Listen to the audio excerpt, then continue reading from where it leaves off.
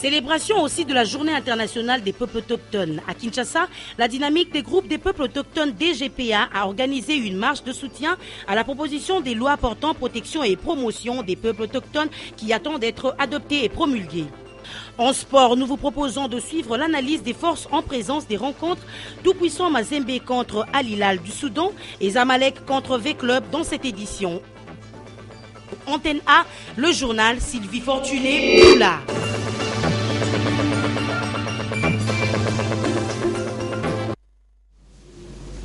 Vous suivrez à la fin de ce journal le grand format sur les activités de la police nationale congolaise. Mesdames et messieurs, bonsoir. Bienvenue à cette grande édition d'information sur Antenne A. Journée internationale de peuples autochtones. Une marche a été organisée ce samedi 9 août 2014. Cette marche qui est partie de la place de la 7e rue Lumété a chuté au palais du peuple. L'objectif est d'accélérer l'aboutissement du processus d'adoption et de promulgation de la loi portant protection et promotion de peuples autochtones. Suivez ce reportage de Polydor Ngaziami.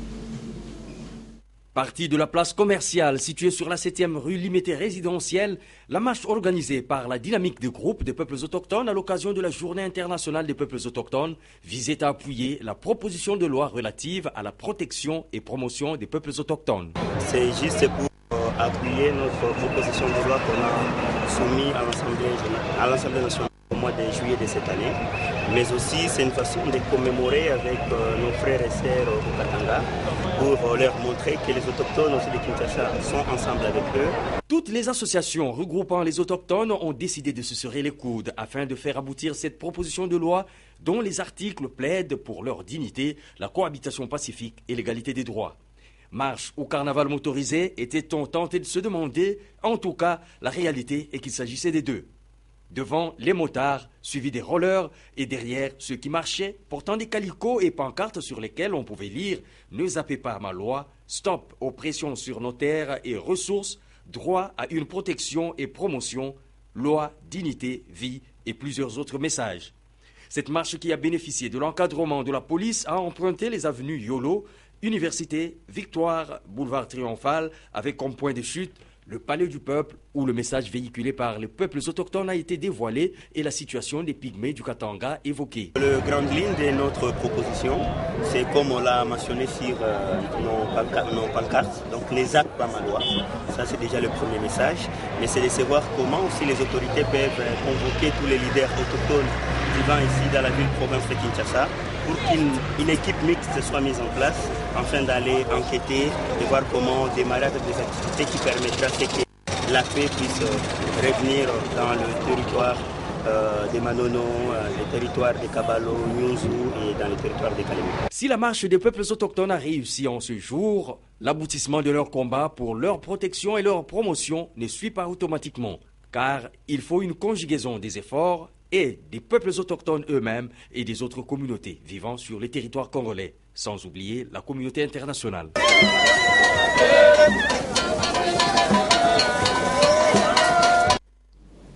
Et puis l'Union africaine célèbre ce 10 août, c'est-à-dire demain dimanche, la journée africaine de la décentralisation et du développement local. Cette journée porte sur la charte africaine sur les valeurs et principes de la décentralisation, la gouvernance locale et le développement local. Un thème que le ministre de l'Intérieur a développé au cours du message qu'il a adressé à la nation. Suivez. Chers compatriotes, les États membres de l'Union africaine célèbre aujourd'hui, 10 août 2014, la journée africaine de la décentralisation et du développement local. Instaurée par le 18e sommet de l'Union africaine, à l'initiative de la Conférence africaine de la décentralisation et du développement local, CADEL, avec la République démocratique du Congo, notre pays, parmi les membres co-signataires de ces statuts, la journée africaine de la décentralisation et du développement local, dont nous célébrons la 3e édition aujourd'hui, porte sur la charte africaine sur les valeurs et principes de la décentralisation, de la gouvernance locale et développement local. Cette édition vise une sensibilisation générale autour de cette charte qui vient d'être adopté par le 23e sommet de la conférence des chefs d'État et du gouvernement de l'Union africaine, lequel s'est tenu du 26 au 27 juin 2014 à Malabo, en République de Guinée équatoriale.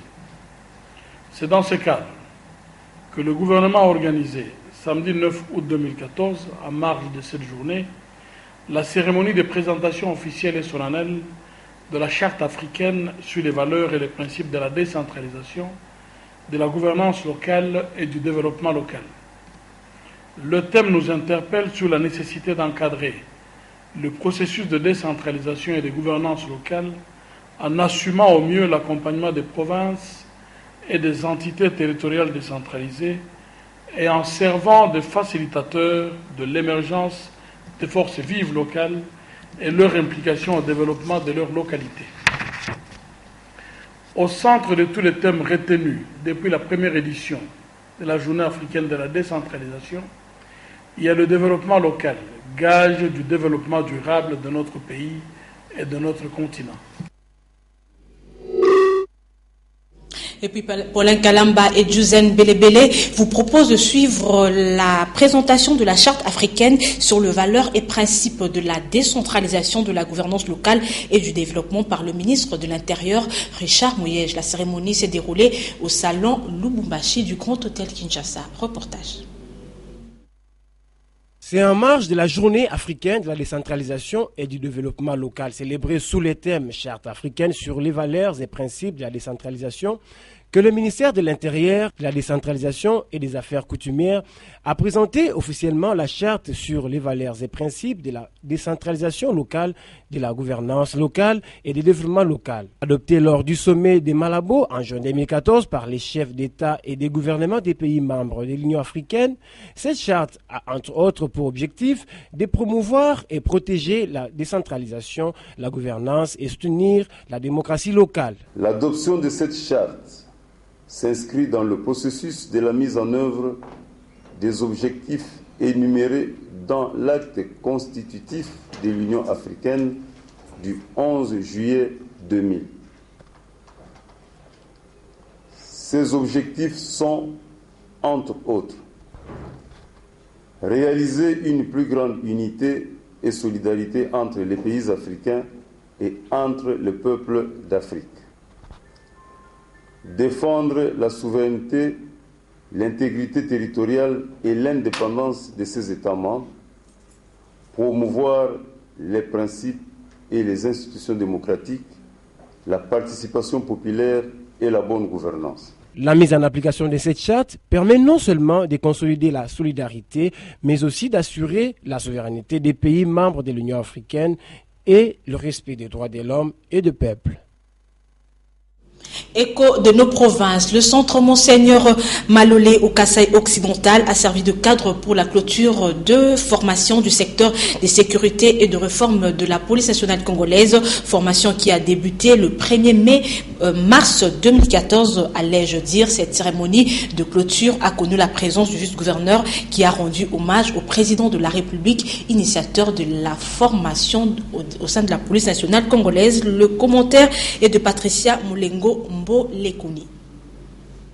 Le centre Monseigneur Bakolé de Malolé abrite la cérémonie de clôture de la 3e session de formation de base en police de proximité. Au total, 522 policiers, dont 39 femmes, ont été formés à cette session lancée depuis le 1er mars 2014. C'est dans le cadre du programme de redevabilité du secteur de sécurité et réforme de la police, initié par le chef de l'État, financé par la coopération britannique. Ceci porte à 1161 policiers formés, dont 165 femmes au Kasaï occidental. Selon le commandant de ce centre, qui est arrivé fin mandat, les nouveaux formés couvriront les 3 communes restantes de la ville de Kananga. La cérémonie s'est déroulée sous la présidence du vice-gouverneur de l'Air Kawin Ondongo, faisant fonction du gouverneur à mission. Pour la coordinatrice de ces programmes, la mention spéciale de cette session est la plus particulière du gouvernement provincial du Kasaï occidental, a indiqué Julie Kitembo. Le vice-gouverneur de l'Air Kawino a dans son mot rendu hommage à l'initiateur de cette réforme de la PNC, Joseph Kabila Kabange, qui l'a invité à continuer sur cette lancée sans être empêché. Je voudrais déjà, dans un premier temps, remercier le chef de l'État, le président de la République, Joseph Kabila Kabange, pour sa vision et ses initiatives à concevoir des partenariats qui vont faire bénéficier à la population de la République démocratique du Congo. Que sa vision continue sans que cela soit empêché par n'importe quoi que ce soit une quelconque disposition de la Constitution soit-elle. Et qu'il continue sans relâche à œuvrer pour le bonheur de la population de la République démocratique du Congo en général et de la province du Kasaï occidental en particulier. Le représentant du commissaire général et les commissaires provinciaux de la PNC sont le plus heureux de voir leur police outillée. Pour couronner les tout, des cadeaux ont été remis aux lauréats ainsi que 2 Jeeps Land Cruiser 4x4, l'une pour la police de proximité et l'autre pour le bataillon de protection de la femme et de l'enfant. Et puis le président fédéraux des partis politiques de l'Équateur issus de la majorité présidentielle ont destitué Sébastien Impeto, le gouverneur ad interim, aux fonctions de coordonnateur de la majorité présidentielle de cette province. Cette décision a été prise au cours d'une réunion extraordinaire tenue à Mbandaka, chef-lieu de la province de l'Équateur. Lisette Manou, Solange Kwale Pembele. La population de l'Équateur prône la paix, la dignité et la stabilité de cette province. Voilà pourquoi 24 sur 27 partis politiques que compte la majorité présidentielle de l'Équateur ont voulu parler le même langage. À l'issue d'une réunion extraordinaire tenue à Mbandaka, un seul point a été à l'ordre du jour, la destitution du gouverneur Haï, Sébastien Impeto, de ses fonctions de coordonnateur de la majorité présidentielle. Gilbert Mokonzo a levé cette option de venir se joindre et prendre de grandes décisions de la destitution de Sébastien Impeto comme coordonnateur de notre plateforme.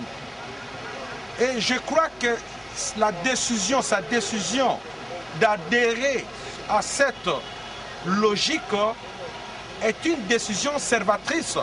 C'est pour sauver la province de l'Équateur qui est en train d'être plongé dans un trou où on ne saura pas faire relever, faire sortir la province. Un comité fédéral provisoire a été mis en place par Gilbert Mokonzo en attendant les élections prochaines pour l'installation du comité définitif. Merveille Kakoulé, notre correspondant à Butembo, nous parle des activités parlementaires dans cette ville au Nord Kivu.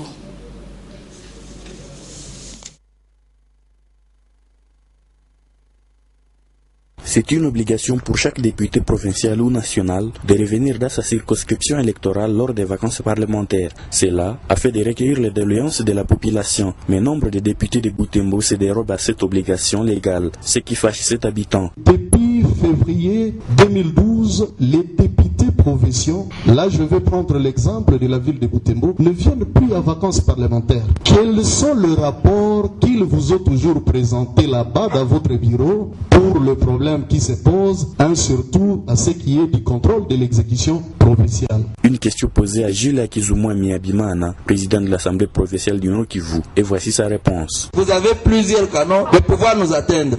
Ce que nous allons faire, c'est quoi? La première chose, nous allons lui demander de rembourser l'argent que nous lui avons donné. Et la deuxième chose, nous serons avec vous pour pouvoir justement organiser cette rencontre avec ces députés pour qu'ils y répondent pourquoi ils ne viennent pas alors que c'est une obligation légale. Ces soldats concernés par la question, l'un des députés provinciaux élu en ville de Butembo est évasif pour justifier son absence dans sa circonscription électorale. Jano Lukambo crée pour sa sécurité tant les enlèvements sont monnaie courante dans cette ville. Il y a certaines personnes qui ont raconté que je suis en train d'enseigner la langue locale au Rwandais. Et pour ces fausses allégations, j'ai reçu des menaces de la part de certains rebelles qui sont en plus que j'ai trahi la communauté. Qui d'entre nous a le courage de se faire kidnapper? Signalons que ces députés provinciaux ont été élus en 2006 pour un mandat de 5 ans. Merveille Kagoulé Sali beaucoup. Butembo, Andem A. Merci Merveille. Et puis en sport, sachez que la 5e journée de la Ligue des champions d'Afrique est prévue pour ce dimanche 10 août. Et comme vous le savez, 2 équipes de la République démocratique du Congo sont en course. Le tout-puissant Mazembe va recevoir Al Hilal du Soudan et l'association sportive club recevra donc le Zamalek d'Égypte. Quelles sont les chances de ces 4 clubs? Le tentative de réponse avec Patrick Borel Mukendi, Ndaye Ilambwechi et Papi Katassi.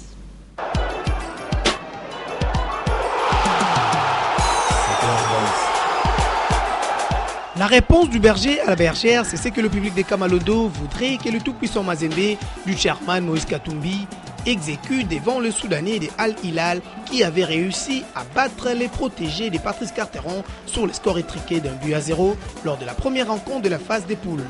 Corbeau 7 points, Crocodile 4 points, cela prouve à suffisance que les 2 formations vont commencer ces matchs les couteaux entre les dents. Après sa défaite face à Club, le bleu et blanc d'Ondurman ont eu à partager dans un match amical international avec Renaissance de Kinshasa et Mazembe de son côté avait croisé Nkana FC de la Zambie à Lubumbashi. Pour cette 5e journée, Carteron présentera une équipe aux multiples solutions, imprévisibles et terriblement difficiles à manœuvrer pour rendre la monnaie de la pièce aux Soudanais qui verront leurs rêves en Ligue des Champions s'arrêter. La course pour la première place est lancée. Heureux aux vainqueurs et malheur aux vaincus.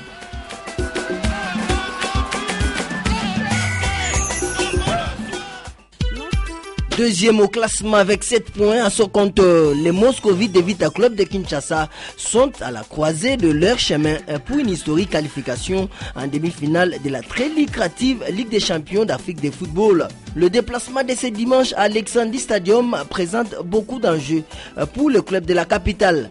Une victoire permettra au poulain du coach Flora Ibenge Ikwangé de se qualifier automatiquement.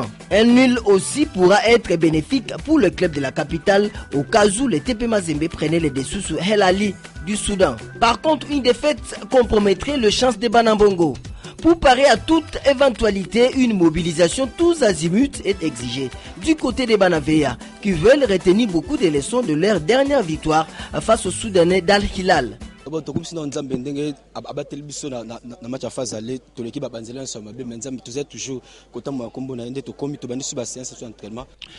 bénissons le Seigneur pour la phase aller. Mine de rien, il nous a protégés. Nous sommes sereins et une bonne ambiance règne parmi nous. Ce dimanche, nous allons jouer pour la qualification. Tout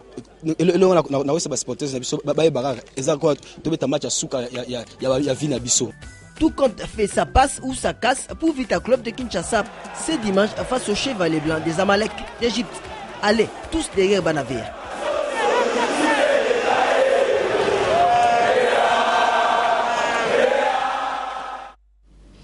En marge de 2 rencontres de demain dimanche, les supporters RD congolais ont réagi au micro de Ndaye Ilambwechi et Djuzen Belebele. Par rapport à mon équipe, l'AS Veclem, je suis ravi d'ailleurs de les voir en images parce que depuis hier, quand ils sont arrivés à Alexandrie, j'ai eu des images quand la mise au vert a été faite. J'ai suivi toutes les images qu'il y a. Je vois comment l'équipe est sereine et comment tous les joueurs ils ont parfois la morale un peu plus haut. Alors, par rapport à ces matchs, je donne plus avec beaucoup de chances de gagner ces matchs par les scores de pli de débit. Je demande à tous les Véclibiens d'être tous, qu'on soit tous derrière notre équipe, les encourager, les amener à la victoire.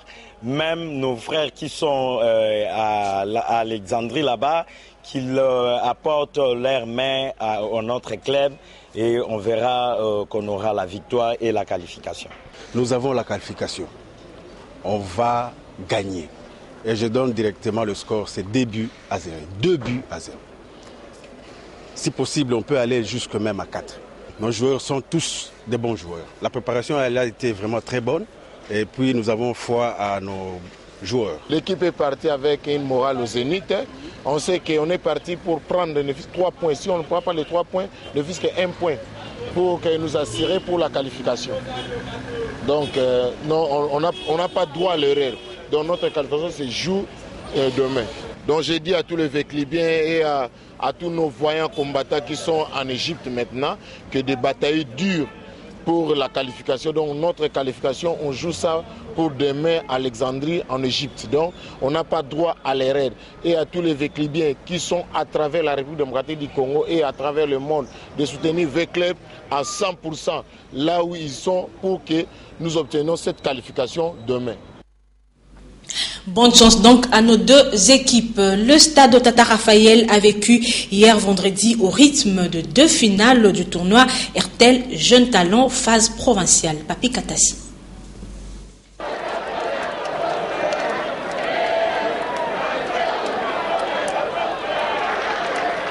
Mont Sinaï d'Engaba, chez les garçons espoirs de Bandal représenteront la ville province de Kinshasa lors de la phase nationale du tournoi RTL Jeune Talent qui démarre dès ce 11 août dans la capitale.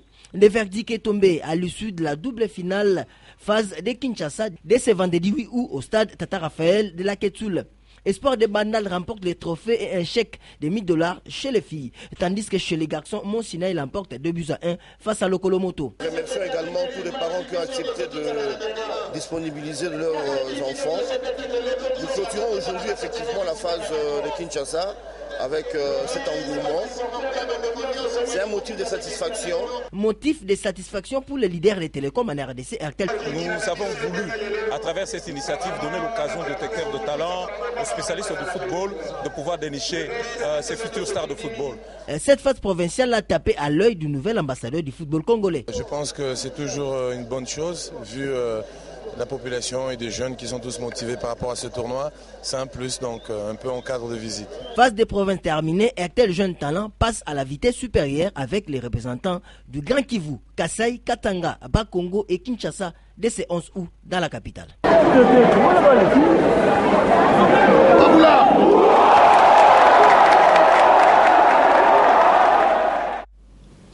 Nous allons suivre à présent ces grands formats des activités de la police nationale congolaise.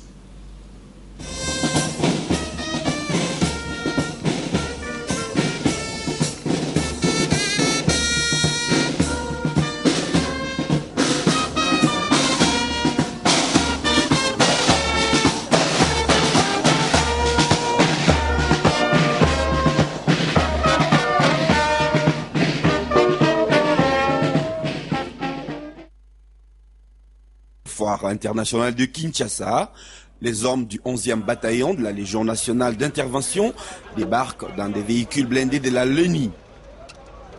Ces véhicules font partie d'un exercice final de recyclage des éléments du 11e bataillon par des officiers de la gendarmerie française sur le rétablissement de l'ordre public et l'intervention sans armes létales. Aussi, les policiers sont-ils dotés de l'équipement réglementaire, casques, protège-épaules et jambières qui leur donnent une allure martiale. Sans oublier le précieux bouclier et le lance-grenade Cougar, arme non létale de 3e degré, ou les flashballs, ce dernier est aussi classé arme non létale. Parce que le gendarme agit comme il s'entraîne et qu'il doit s'entraîner comme il agit, l'exercice de ce vendredi ressemble à la réalité. Une réalité tirée d'un scénario dans un bureau électoral quelque part en République démocratique du Congo. Vous savez très bien que la République se prépare à organiser des élections au niveau local, au niveau municipal, dans les prochains jours. Raison pour laquelle l'unité qui est chargée de gérer toutes ces opérations électorales doit être entraînée en amont. Un début de troubles dans ce bureau de vote. La police est appelée à la rescousse. Les forces de l'ordre se scindent en éléments de pénétration et d'accompagnement qui évacuent les manifestants de la salle. Les manifestants ne sont pas encore hostiles. Voilà pourquoi les policiers porteurs de boucliers sont en 2e ligne. Mais la situation peut se dégrader à tout instant. Par vague de refoulement et grâce à leur tonfa, ces bâtons qui ressemblent aux matraques, les policiers font évacuer les locaux de la Commission électorale nationale indépendante. La foule s'énerve. Exécutons l'ordre de la hiérarchie, les porteurs de boucliers passent en première ligne. Face au remue-ménage, les policiers installent une charnière. Ce barrage d'arrêt mobile, selon la terminologie consacrée, va servir à filtrer ceux qui détiennent leur carte d'électeur. Les policiers pressentent une dégradation de la situation. Les boucliers sont toujours en première ligne, mais en position d'attente. Un groupe de manifestants fait un sit-in devant les agents de l'ordre. Ils seront évacués en douceur, mais fermement. Un peu plus loin, la tension monte.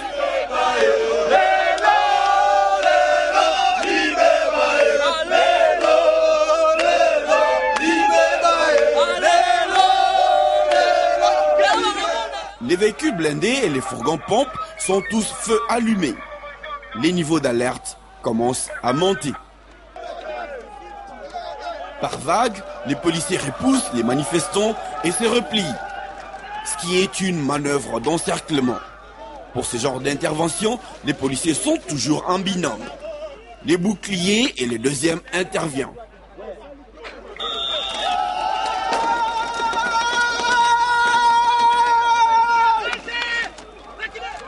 C'est le deuxième policier qui dirige toujours les binômes.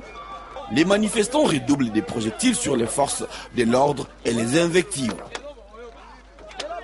Bientôt, ça sera l'assaut final. Une fois la réquisition des forces obtenues pour faire usage de grenades lacrymogènes et fumigènes, les policiers procèdent au tir, des dispersions et des neutralisations. C'est la débandade parmi les manifestants. Pour la police, l'objectif est atteint car il s'agissait d'amener les manifestants à dégager de la zone. Très souvent d'ailleurs, la police aménage même un couloir pour accélérer l'évacuation des manifestants. Mais la mission n'est pas encore accomplie. Les manifestants ont érigé des barricades pour empêcher la progression des hommes et des véhicules. 2 cellules de 5 hommes, soit 2 binômes et un policier se détachent et vont faire la reconnaissance des barricades, question de se rassurer qu'aucun explosif n'y est caché.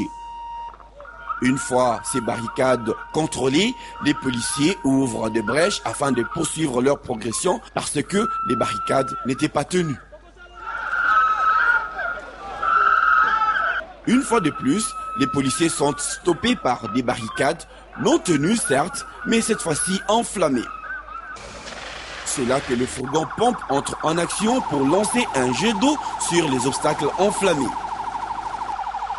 Une fois le feu éteint, ces véhicules dotés d'une pelle évacuent les obstacles de la voie publique afin de rétablir la circulation.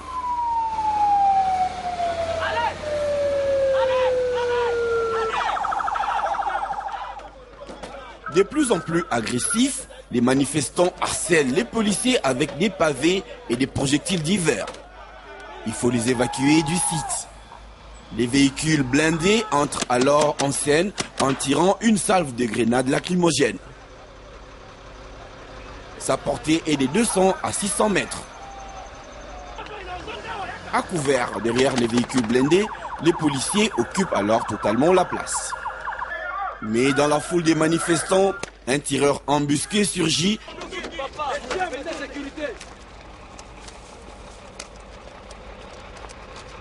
Mission terminée. Alors cette opération consistait en le recyclage du 11e bataillon de la Légion nationale d'intervention. Ça a duré 3 semaines. 3 instructeurs français se sont déployés et ont traité les 3 compagnies. Une compagnie par semaine. Et la dernière, aujourd'hui, le dernier jour de cette formation, un exercice de synthèse a eu lieu qui a permis de bien vérifier que tous les acquis appris au cours de ces 3 semaines étaient bien restitués. Et ce que vous avez pu voir sur le terrain confirme que c'est une réussite et que la LENI, avec son 11e bataillon, demeure une unité hautement opérationnelle. Exercice synthèse des situations extrêmes, barrage fermé, barrage ouvert, manifestants calmes, manifestants agressifs, tireurs embusqués. Cette opération renseigne sur les capacités de la police nationale à maintenir l'ordre public et à préserver le plus possible l'intégrité des manifestants. Autrement, affaire la gestion démocratique des foules.